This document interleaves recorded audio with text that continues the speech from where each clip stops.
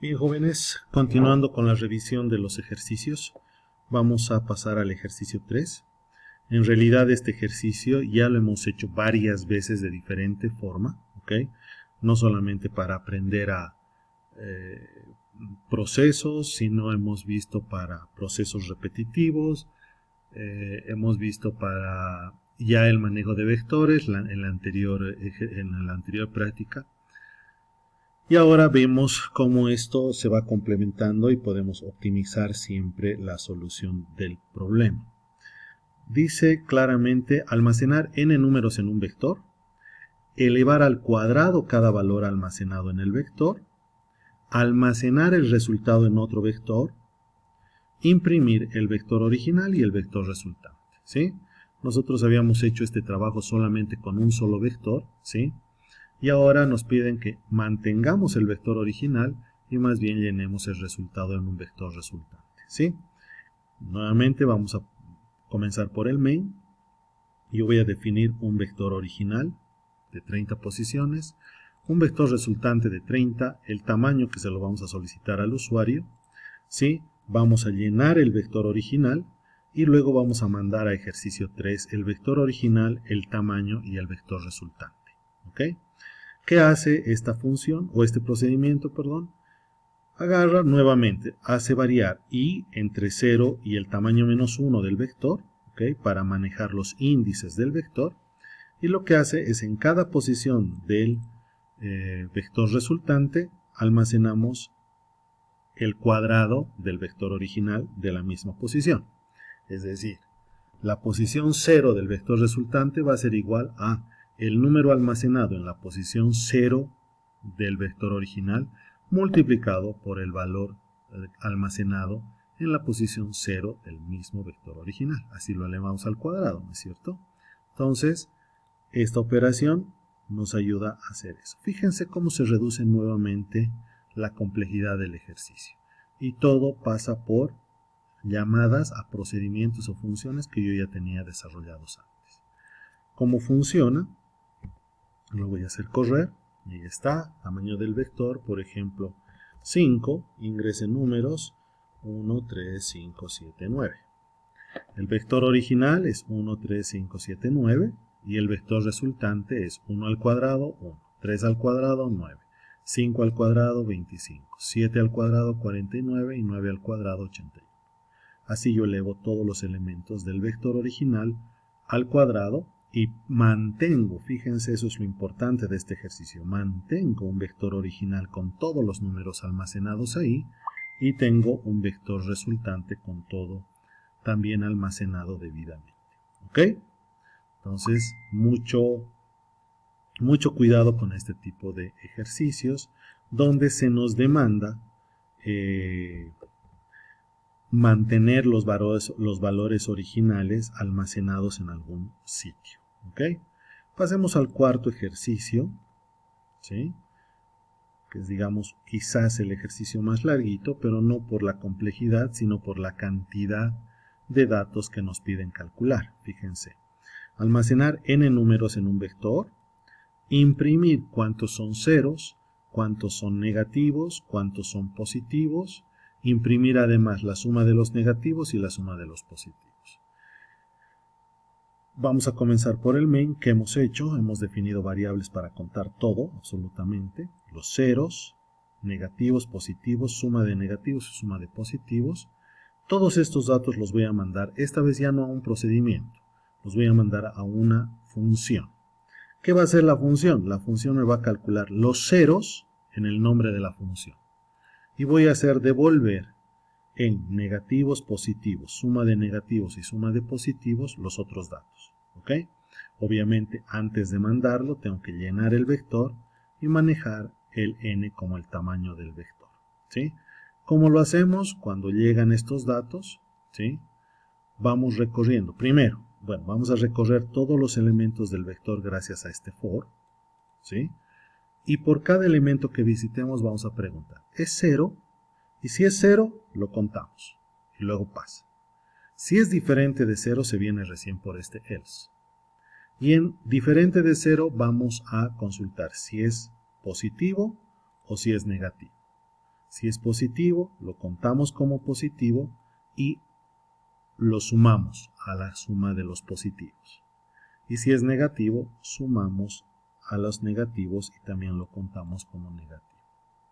Y finalmente retornamos ceros como nombre de la función, desde el nombre de la función, y retornamos positivos, negativos, suma de negativos y suma de positivos como variables pasadas por referencia a la función. ¿Ok? ¿Cómo funciona? Nuevamente. Ahí está. Tamaño del vector, 5. Ingresar un número, supongamos menos 4. Vuelvo a hacer correr, perdón. Es mi teclado. Ahora sí. Menos 5 elementos. Menos 4 el primero, 5 el segundo, menos 8 el tercero, menos 2 el cuarto y 8 el quinto. Fíjense. Vector. Menos 4, 5, 8, menos 2 y 8. ¿Cuántos ceros? Ningún cero. ¿Cuántos negativos? 3. El 4, el 8 y el 2 negativo. ¿Cuántos positivos? 2, el 5 y el 8. Suma de negativos. 4 más 8 más 2, 14. Menos 14. Suma de positivos. 8 más 5, 13. Entonces me calcula absolutamente todo. Fíjense que esta vez ya no he usado un procedimiento, sino una función. ¿Ok? Chicos, algo que quiero recalcar acá, ya en todos estos ejercicios, es que la complejidad del ejercicio no está ahora, si ustedes quieren, en el enunciado en sí. ¿Ok? La complejidad está en cómo yo interactúo con todo lo que ya tengo desarrollado en un programa que resuelva cualquier problema que yo estoy tratando de hacer. Por eso les decía, mucho depende de cuán genéricas son las funciones o procedimientos que vamos creando, porque idealmente mientras más genéricas sean, mejor vamos a poderlas utilizar. ¿De acuerdo? Vamos por el último ejercicio, que es el ejercicio 5, que dice almacenar n números en un vector, almacenarlos en otro en orden inverso al vector original e imprimir el vector resultante. ¿Ok? Nuevamente, tengo un vector original, tengo un vector resultante, vamos a pedir al usuario cuántos elementos de esos vectores vamos a utilizar como elementos activos. Llenamos el vector original y mandamos el ejercicio. Voy a mandar el vector original, el tamaño y el vector resultante para que en R yo tenga el resultado de invertir los números almacenados en el vector. ¿Cómo lo hacemos? Recibo el vector original, recibo el vector resultante donde voy a almacenar el resultado, digamos, y recibo el tamaño. Voy a recorrer dos vectores al mismo tiempo. ¿Ok? ¿Cómo es esto? Al primer vector lo vamos a recorrer de forma normal, ¿sí? Que es el vector lleno, ¿sí? Y al vector resultante lo vamos a recoger, lo vamos a, digamos, recorrer de forma inversa. ¿Cómo es esto? Yo estoy definiendo un índice 2, ¿ok? Al que le voy a asignar, ¿sí?, el tamaño menos 1. Es decir, la última posición del vector, digamos así, original, ¿ya? ¿Para qué? Para que cuando yo almacene en el vector resultante, pueda hacer referencia a la última posición del vector original. Es decir, si yo tengo un vector de 5 posiciones, necesito llevar lo que está en la posición 5 a la posición 1 del vector. Si hablamos de índices, lo que está en el índice 4, quiero llevarlo al índice 0 del vector resultante. Lo que está en el índice 3, quiero llevarlo al índice 1 del vector resultante. Lo que está en la 2, al 2, lo que está en el 1, al 4, y así sucesivamente. ¿Ok? la idea es que yo haga referencia a dos índices distintos. ¿Por qué? Porque en un mismo for no puedo manejar eso. No puedo hacerlo. ¿Ok? Entonces el for me va a recorrer los elementos, o sea, las posiciones del vector resultante, y el i2 lo voy a manejar yo aparte para referenciar a las posiciones del vector original. ¿Ok?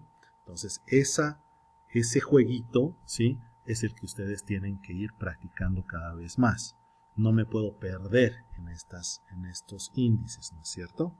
Fíjense cómo resulta el ejercicio funcionando. Número del vector, 5, digamos 5 elementos. Vamos a ingresar 23, 12, 45, 34 y 7. Entonces dice, el vector original es 23, 12, 45, 34 y 7. Y el vector resultante es 7, 34, 45, 12, 23. Fíjense que este resultado no es fruto de una impresión, chicos. Es fruto de haber realmente almacenado en un vector resultante los elementos del vector original, pero de forma invertida. ¿Sí? No estamos invirtiendo números esta vez, estamos invirtiendo el contenido de las posiciones que se encuentran en un vector. O sea, tienen que tener claro también el enunciado, qué es lo que nos está pidiendo este enunciado, ¿ok? Para no confundirnos. Y nuevamente, fíjense, el llena y el imprime me sirven en prácticamente todos los ejercicios. Otra vez, ¿para qué voy a volver a inventar las ruedas si la rueda ya está inventada? Si yo ya he hecho, yo ya he programado todo esto en algún momento, ¿para qué volverlo a hacer? ¿No es cierto? Lo reutilizo. ¿Ok? Felizmente en todos los ejercicios que tengo en esta práctica, se da la posibilidad de utilizar estas funciones y procedimientos a cabalidad. ¿No es cierto? Entonces, ha servido el poder tener este espacio donde yo tenga estas dos herramientas que me sirven para trabajar. ¿Sí? Bien, les estoy publicando el código. Estamos con estos dos videos. Revísenlo y contrástenlos con los ejercicios que ustedes han desarrollado. A ver cómo les va. ¿Sí? Les mando un cordial saludo y espero que todo marche bien. Cuídense mucho. Un abrazo.